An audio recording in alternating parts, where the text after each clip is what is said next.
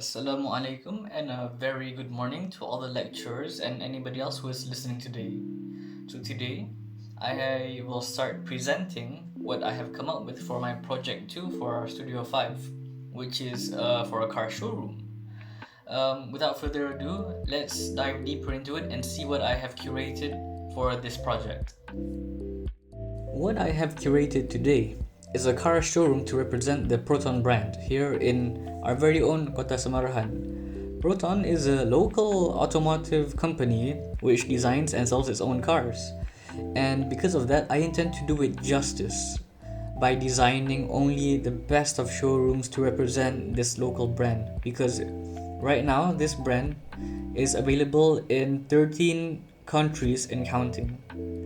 And because of that, I'd like to give it a better image. I'd like to show to all those other foreigners looking at Proton why are we so good. And what better way to do that than by designing a car showroom right here in our very own Kota Samarahan. If it gains traction, it'll be big headlines across the seas. So how did I understand what to make here? What did I think to make such a weird design such as my car showroom? Well, it started from the concept, and my concept is called timeless.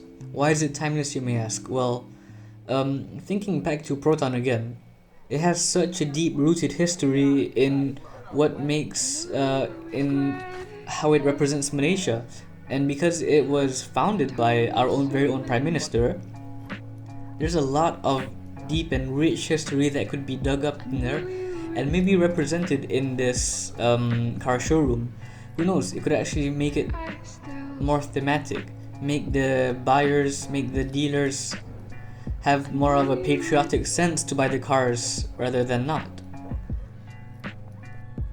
From this concept, I intended to make something that was future-proof and forward-looking, which is coincidentally the logo for Proton as well. I need to design a showroom that is able to blend in with the future buildings from now on, which is sustainable and all that. I also wanted to make something very customer and retail friendly because that's how we're gonna draw in customers. At the end of the day, we're still a business and we still want people to come into our business.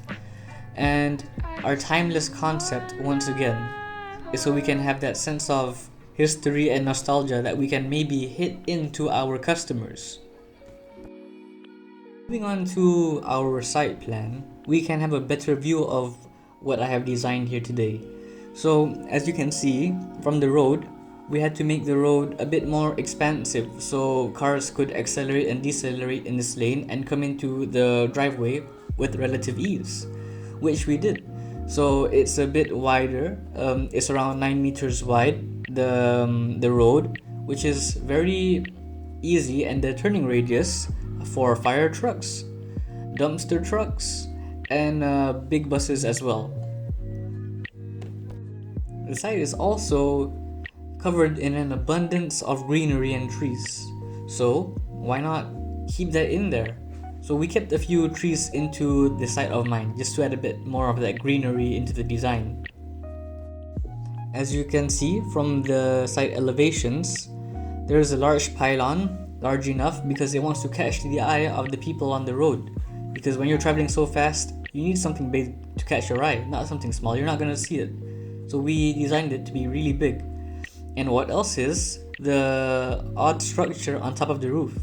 This was supposed to resemble an animal or a tiger, which is the theme of Proton, which is their logo. And in a sense, it was just supposed to be like the mouth of a tiger. And we didn't want to make it too literal, so we just made it very simple, in a sense modern art or architecture, and we placed it on the roof, trying to blend it in as well with the entrance.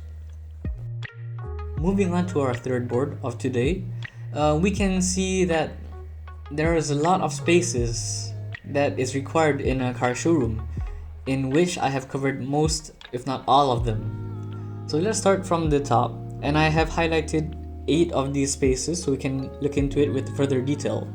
So the first one we're going to look at is the car service bays, which are those blue service bays that you can see down there.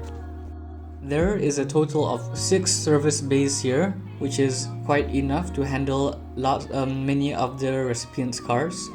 And the floor of this workshop is made out of an epoxy, which is very safe and easy for the cars to go through and for the workers to just traverse in to ease their work when compared to something like tiles or concrete. And next to that, we have the customer lounge. Over here is going to be a bar where they will sell foods or drinks to the customers, and there's also a TV for them to just enjoy as well.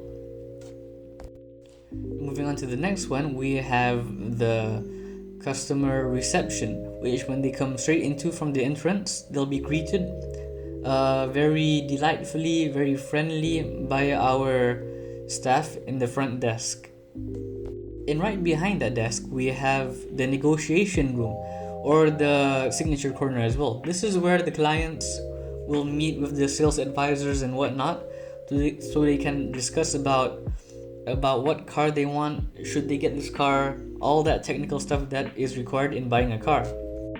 And a few meters in front of that, we have the feature car display, which we will display Proton's best car at the moment for that time. So this special feature display is to basically show off our car in a sense, to really catch the customer's eyes. Alright, now moving on to the first floor plan, we have first that I'd like to explain is this history walk. This history walk blends in together with my concept, and which is the main reason why I have the concept in the first place, because in this history walk I want it for customers to be able to just traverse through this place and just be in awe at how far Proton has come. I think this is a very good idea to have and implement into the showroom building, because it gives the customer a sense of patriotism and they want to buy this Proton car because, well, it's their country, they want to help. From there, next to it is the rooftop courtyard, which I think is a brilliant place for customers to just relax on top and enjoy the air, because the air actually comes from the back and the front of the site, so they'll enjoy all that fresh natural air while enjoying the sunlight as well. But the sunlight is also covered by the two buildings next to it. This is a bit of passive design that I've implemented into my design. And right next to that is just your basic meeting room for all the staff to just gather in there and have all their talks, their meetings. It's right next to the manager's room, because the manager takes top priority in who gets to be the closest to the meeting room, who gets to be there first, who gets to be there with the most ease. And last but not least, let's move on to our building services. So for our building services, as we can see here, let's take a look at our electrical services first. All the electrical services, they all connect to the main switchboard, but the main switchboard is actually connected into the workshop. Why is this? Because I think the workshop is the most suitable place to have this.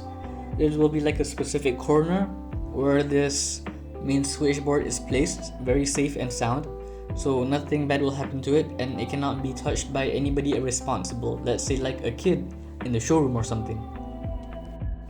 And other than that, there's also the fire safety requirements, which is always a must in every building according to OSHA.